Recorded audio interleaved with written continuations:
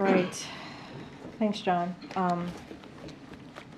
I do want to say to the question that was asked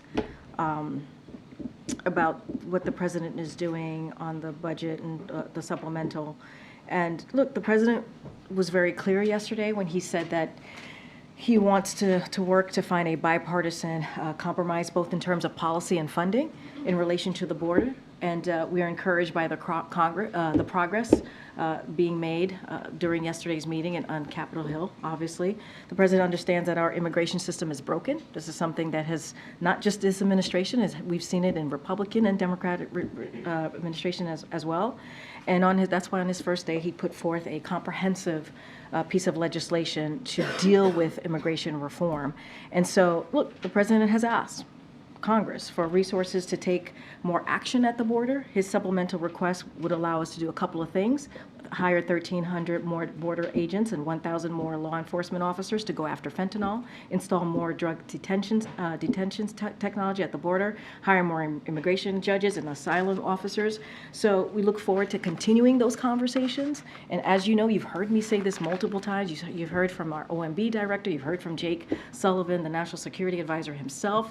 We've talked about how the Office of Leg Affairs have had conversations upon conversations for months now with Congress about this. So, and also we've said that, and the president said this himself, he's been in touch regularly with congressional leaders and his staff, as I just mentioned, on negotiating on his behalf. So we are going to focus on that.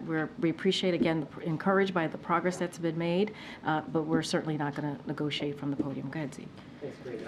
On those negotiations on Capitol Hill, some of the items up for discussion, the policy changes the president alluded to, would severely curtail asylum in the United States, in some cases tightening policies beyond where they were under his predecessor, whose immigration policies he was sharply critical of, and in some cases even beyond that. Why is that acceptable for the president, who was so critical of his predecessor's immigration policies?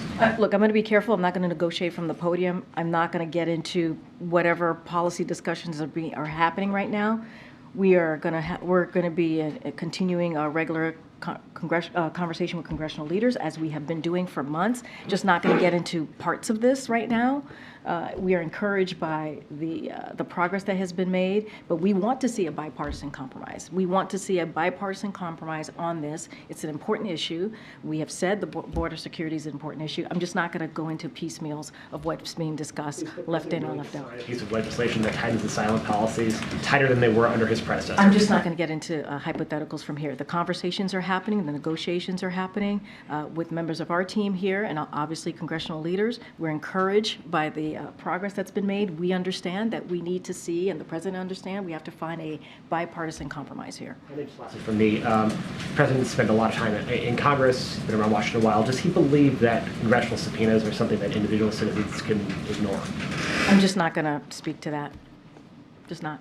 Why not? Why not? You want to be more specific on your question? No, just general. He's a former senator. He's issued subpoenas in his career. Does he believe that subpoenas have to be complied with? I'm just going to have you speak to the White House counsel on this. I'm just not going to speak to that.